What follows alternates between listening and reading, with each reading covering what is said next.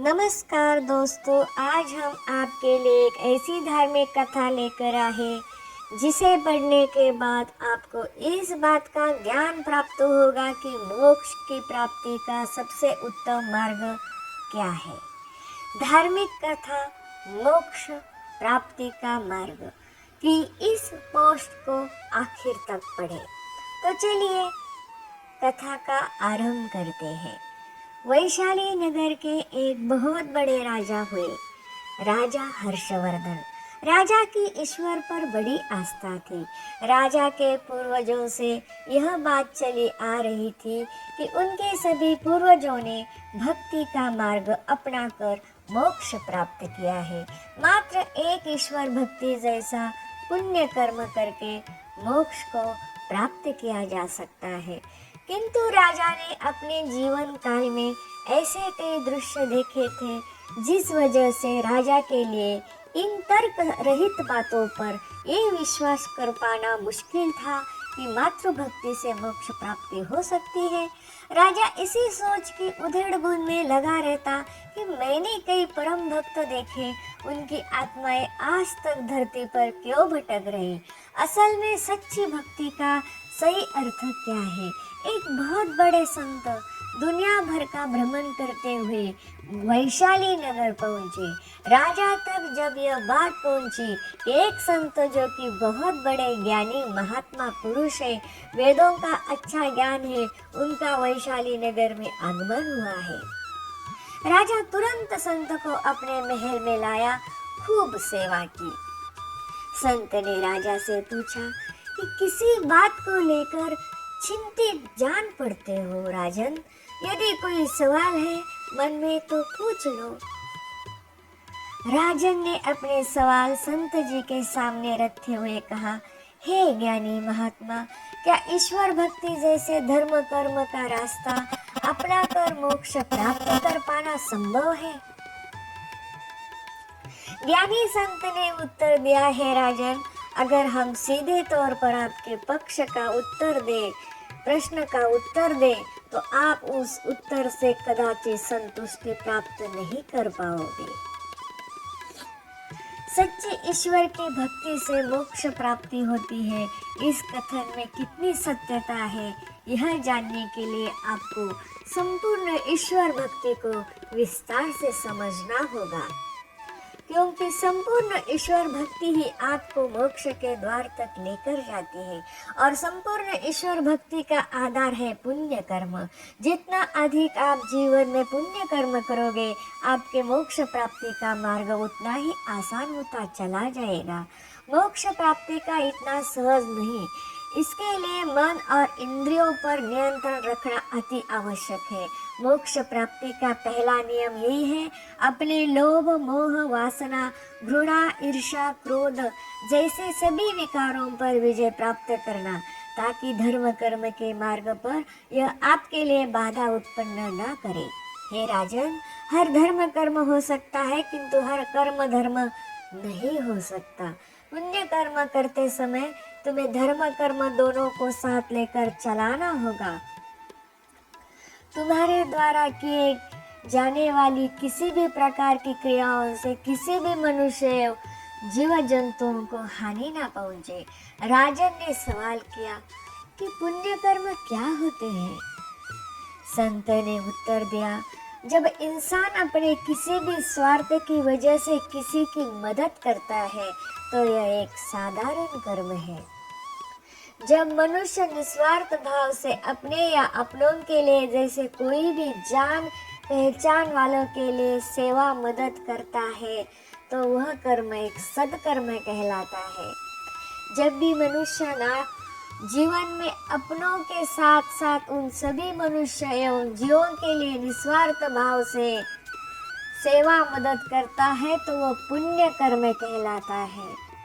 जैसे किसी ऐसे इंसान की मदद कर देना या करते रहना जिससे उसका इंसानियत के सिवा और कोई रिश्ता ना हो, जिससे उसका कोई निजी स्वार्थ ना जुड़ा हो। घर के बाहर पशु पक्षियों के लिए दाना पानी रखना, चिंटियों को आटा डालना, आवारा पशुओं की मदद करना। मुसीबत में फंसे किसी भी मनुष्य या जीव जंतु की मदद करना, यह सब पुण्य कर्मों का उदाहरण है। अंत पुण्य कर्म की ही सबसे उत्तम कर्म माना गया है, लेकिन यह सब कुछ धर्म कर्म के साथ करना होगा।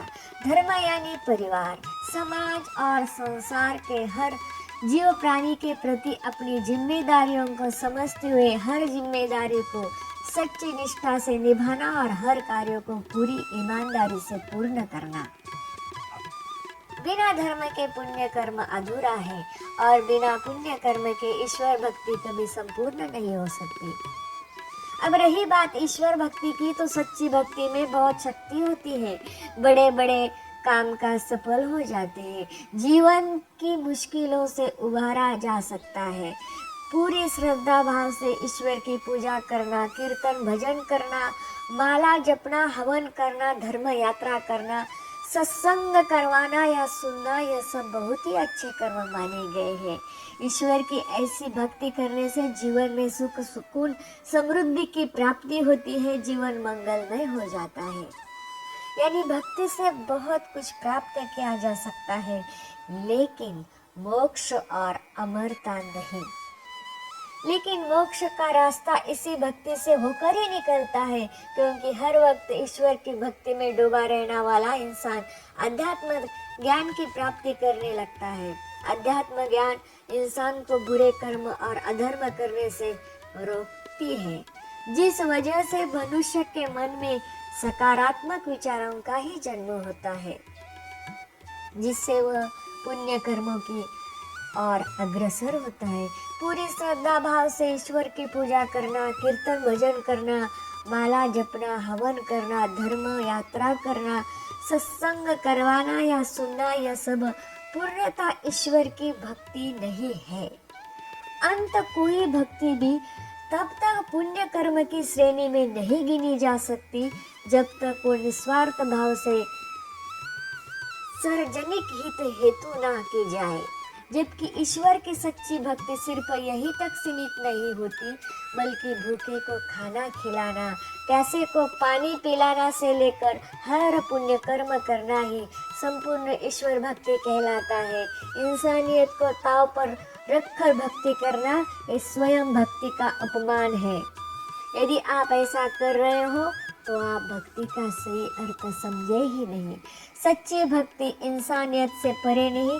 यदि आपके अंदर ही निस्वार्थ सेवा के भाव तक नहीं, तो आप अब तक सच्ची भक्ति के ज्ञान अपरिचित है और कोसों दूर है। बिना दान, पुण्य और पुण्य कर्मों के ईश्वर भक्ति कभी संपूर्ण नहीं हो सकती। सोचकर देखो, कोई भूखा प्यासा आपके द्वार से वापस लौट जाए, या फिर मंदिर की सीढ़ियों पर बैठे भूखे गरीब लोग आपकी ओर देखते रहे और आप उन्हें नजरअंदाज करके मंदिर में ईश्वर को भोग लगाते फिरे, तो क्या फायदा। ऐसे धर्म कर्म का, ऐसी भक्ति का सब व्यर्थ है। यानी धर्म की संपूर्णता पुण्य कर्मों के बिना अधूरी है। जीवन दो कर्मों से मिलकर बनाती है संपूर्णता, सदकर्म और पुण्य कर्म। जब तक आप जीवन में कोई भी अच्छा कर्म स्वयं के लिए कर रहे, अपने सगे संबंधियों के लिए कर रहे, जैसे पारिवारिक जिम्मेदारियों को ईमानदारी से निभाना, तो यह सत्कर्म है। ईश्वर की भक्ति करना इत्यादि। वही अगर आप समाज के प्रति जिम्मेदारियों को ईमानदारी से निभा रहे हो, निस्वार्थ भाव से किसी भी मदद कर रहे हो, पशु पक्षियों की सेवा व दया भाव प्रेम रखते हो, दान पुण्य करते हो, ये पुण्य कर्मों की श्रेणी में गिने गए हैं। सच कहे तो यह सब भी ईश्वर की भक्ति करने के ही समान है। राजा को संत की सारी बात अब समझ आ चुकी थी। उसी दिन से राजा पुण्य कर्म कमाने के लिए धर्म कर्म में जुट गया, यानी संपूर्ण ईश्वर भक्ति करने लगा। मोक्ष प्राप्ति का मार्ग, तो दोस्तों उम्मीद करती हूँ आपको मोक्ष प्राप्ति का मार्ग में यह समझ गए होंगे कि मोक्ष कैसे प्राप्त किया जाता है। इस धार्मिक कथा मोक्ष प्राप्ति का मार्ग को अधिक से अधिक लोगों को शेयर करें, ताकि उनके मन से मोक्ष के प्रति जो गलत फहमियाँ है वो दूर हो सके और सही मार्ग अपना कर मोक्ष प्राप्ति कर सके। धन्यवाद।